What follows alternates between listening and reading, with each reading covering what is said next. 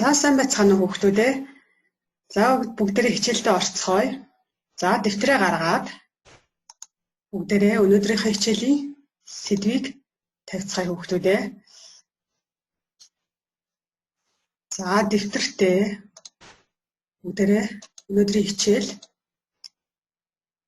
За танилцуулга, боловсруулах, технологи. Танилцуулга, боловсруулах, технологи гэдэг хичээлийнхаа сэдвийг тавиарай. За энэ хичээлийн суралцсан зорилт маань танилцуулга бэлтгэх програм ашиглан тавигдсан зорилго, өгөгдсөн сэдвийн хүрээнд зураг, диаграм, бүдүүвч, хөдөлгөөний эффект, зураг, бичвэр төрлийн мэдээлэл бүхий танилцуулга, боловсруулах гэсэн суралцсан зорилтын хүрээнд бүгдээ хичээлээ явуулах нэ. За бүгдээрээ өнөөдрийн хичээлд хэрэглэгдэх шинэ командууд болон зэснүүдэд тэмдэглэж авъя. За өнөөдрийн хичээлд хэрэглэгдэх командууд гэвэл шинэ слайд нэмье гэвэл хөөмцсний new slide гэдэг тэмдэглэж аваарай. За дэвсгэрийн өнгө дизайн оруулах нь дизайнсны дэмэс талбарт байх нэ. За дэлгэц буюу слайд солигдох хөдөлгөөн. За энэ маань яг нь transmissions to this slide талбар дээр байх нэ. За танилцуулга зураг оруулах. Inserting picture command танилцуулгад бүдүүвч оруулах нь inserting smart art, танилцуулгад хүснэгт оруулах нь inserting table, танилцуулгад диаграм байгуулах нь inserting chart, объектэд хөдөлгөөн оруулна. Одоо слайданд хийсэн зурагч байдаг юм уу? Текстэнд хөдөлгөөн оруулах нь тэрийг объект гэсэн юм тий. Объектэд хөдөлгөөн оруулахад анимашн болон advanced animation талбаруудаас сонгох нэ.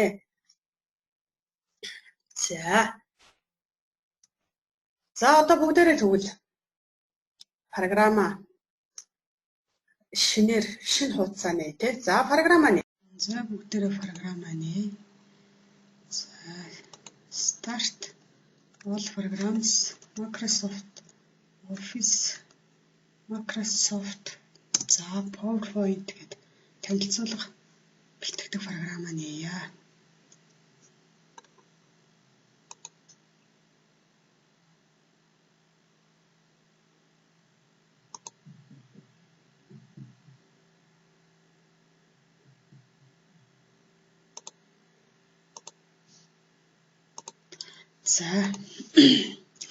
Програм нэгтгэсэн байна тий. Одоо бүгдээрээ шинэ слайд нэмж үүсгэе гэвэл Home-ны new slide командыг сонгоно. New slide командыг сонгохоор маш олон темплейт буюу загварууд байх нь. Энэ олон темплейт буюу загваруудаас өөрөө чи ямар слайд бэлтгэж байгаа түүнтэй тохируулж бэлтгэнэ.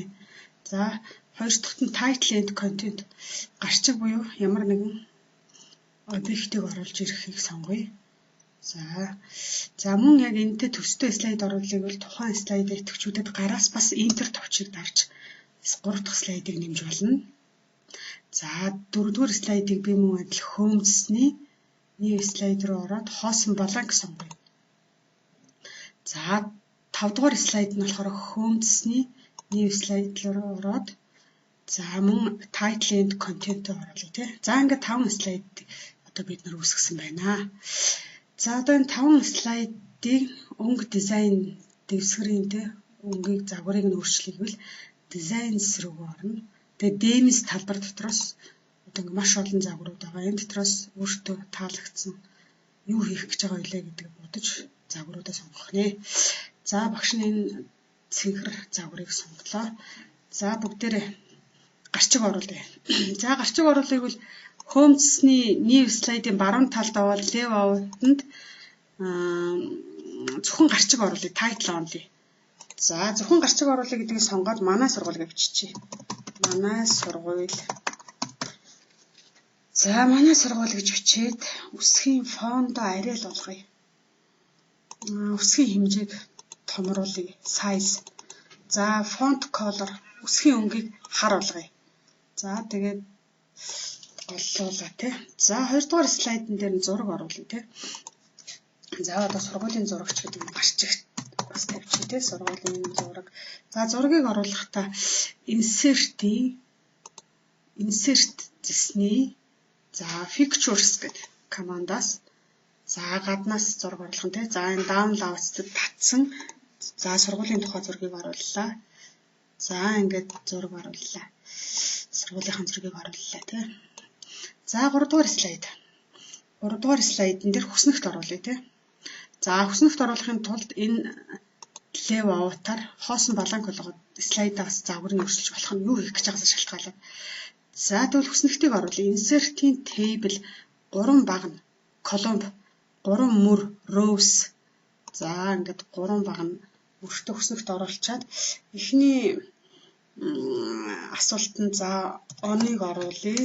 Тэгээд багш сургуулийн тухай хийж байгаа юм чинь за сурагчд гэдэг.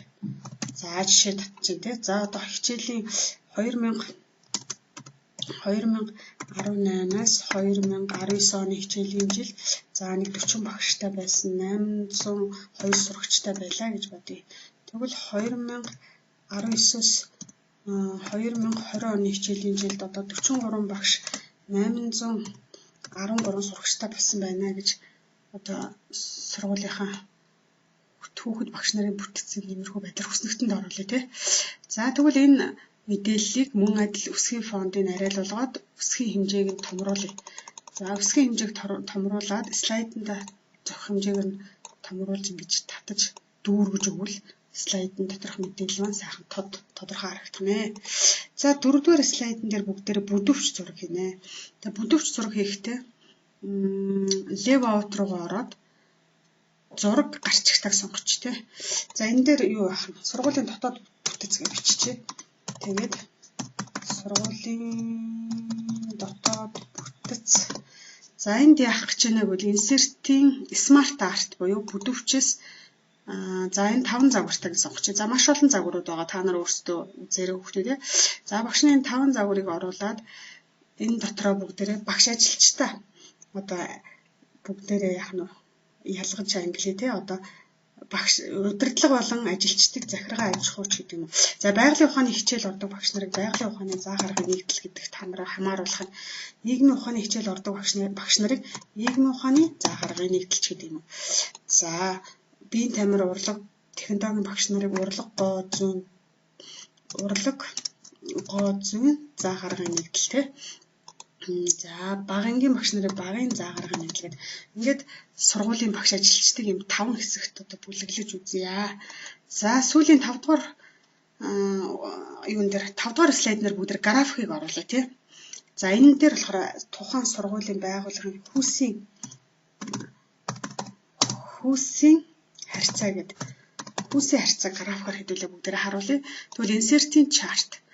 За insert-ийн chart-аас колумби, багнан, лайн, зураасан, пие, дугуйч гэдэг маш олон загварууд байгаа. За энэ дотроос хэдүүлээ одоогийн байдлаар багнан загварыг сонгож аваад окей. За багнан загварыг сонгоход Excel-ийн утга оруулах цонх гарч ирнэ. За категори гэдэг хэсэгт бүгдээрээ за багш нар категори 2 дээр нь ажилчид. За багш ажилчдыг хүүсээр нь ялгаж үзэх чинь тий. За тэгвэл series 1 дээр нь эрэгтэй, series 2 дээр нь эмэгтэй гэж биччихье. За series 1 дээр за одоо юу гэдгийг байгаа 6 эрэгтэй багш байлаа гэхэд эмэгтэй 36 ч гэдэг юм уу. За ажилчид нь 8 эмэгтэй ажилчид байлаа гэхэд эмэгтэй нь 20 ч гэдэг юм уу. За одоо ингээд series 3 хэрэггүй байгаа учраас энийг хасъя. Series 3 хэрэггүй категори 3 4 мөн адил хэрэггүй учраас ингээд хасаж өгөх хэрэгтэй. За ингээд Excel-ийн утгаа оруулангуудлаа Excel-ийн цонхоо Excel-чинь. За тэгвэл одоо бидний энэ оруулсан график маань за тоон утга нь харагдахгүй байвал бүгдээрээ энэ дизайнс дотор ч байгаа cook layout дотроос маш олон юм графикны загварууд энэ одоо утгаа хаана харуулах уу гэд. За энэ дотроос дээрээ утга нь байгааг сонголоо. За тэгээ энийг Homes руу ороод багш нь үсгийн хэмжээг нь томруулаад бөмбөгийг хар болгоё тий. За тэгэхээр бидний саяны оруулсан утгууд маань хэдвэ гэдэг нь яах нь харагдах нэ. За ингээд за мөн хүүсийн бас бол хар үсгийн фонтыг хар болгоод үсгийн сайзыг томруулч тий. За ингээд бидний оруулах 5 слайд маань мэдээлэл маань бүрэн боллоо. Одоо бүгдээрээ слайдын шилжилт хөдөлгөөнийг оруулъя. За 1-р слайдын дээр курсороо авчиад за слайдын шилжилт хөдөлгөөнийг 4-р зэс буюу Home, Insert, Design, Transitions гэдэг 4 дахь зэсн дотор байгаа маш олон слайдын шилжилт хөдөлгөөн байна. За энэ дотроос за Split гэдэг 2 тишээс салж одоо 2 тишээ тий гүйж юм тий. За энэ слайдыг шилжилт хөдөлгөөнийг оруулахаар 1 гэдгийн тоор 5 уршуу нэмэгдсэн байгаа цөөхтүүдээ. За тэгвэл бусад слайданд өөр шилжилт хөдөлгөөн хийж болно. За тэгвэл бүгдийг ижлэхэн болгоё гэвэл багш нь энэ Apple to all гэдгийг сонгочлоо. Одоо тэнгуүтэл 2, 3, 4, 5 нь бүгд 5 уршуутай болсон байна. За энийг бүгдээрээ ажиллуулж үзье. Slide show from beginning эхнээс нь ажиллуулъя тий. За слайдын шилжилт хөдөлгөөнийг харж байна уу? 2 тишээгээ дандаа слайд шилжээд дараагийн слайд руу шилжиж байгааг та бүхэн харж байгаа бах тий. За ингээд слайдын шилжилт хөдөлгөөнийг оруулаа. Одоо бүгдээрээ объектийн хөдөлгөөнийг оруулъя. Объект гэдэг маань слайдын дотор байгаа текст, зураг, хүснэгт, бүдүүвч, график эднийг бүгдийг объект гэж байгаа. За тэгвэл одоо энэ текстээ идэвхжүүллээ. За animation зэсний одоо анимашн талбар дотор маш олон хөдөлгөөнүүд байна тий. За энэ shape гэдэг хөдөлгөөнийг сонголоо. За дараагаар 2-р слайдын дээр эхлээд сургуулийн зураг гэдгийг идэвхжүүлээд мөн адил add animation-ыг сонгож бас болох юм. За add animation дотор за fluent гэдгийг сонголоо. Зургаа мөн идэвхжүүллээ. За энэ дотроос за бүгдээрээ тий одоо энэ хөдөлгөөнийг сонгоё. За хүснэгтэй мөн адил идэвхжүүллээ. За энэ дотроос за энэ fade гэдгийг сонгож үзье. За энд гарчгаа идэвхжүүлээд add animation дотроос бүгдээрээ light гэдгийг сонгож үзье. За энд add animation дотроос за floating сонгож болж байна тий.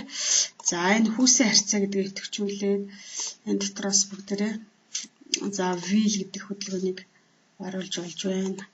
За графика сонгоод за маш олон тий. За энэ дотроос өөр амар за энэ zoom гэдгийг сонгоч тий. За зураг томрол. За бүгдээрээ объектийн хөдөлгөөн, слайдын шилжилт хөдөлгөөнөө хэрхэн орсон байгааг харцгаая тий. Slide show from beginning сонгоё. За слайдын шилжилт хөдөлгөөн. Объектийн шилжилт хөдөлгөөн гарч ирж байна. Дараа нь слайдын шилжилт хөдөлгөөн, объектийн хөдөлгөөнүүд нь орж ирж байна. Зүйтэй дараа нь слайдын шилжилт хөдөлгөөн, объектийн хөдөлгөөн, слайдын шилжилт хөдөлгөөн, объектийн хөдөлгөөн орж ирж байна тий. За бидний ингээд хийсэн хөдөлгөөнүүд маань ингээд та бүхэнд харагдаж байгаа.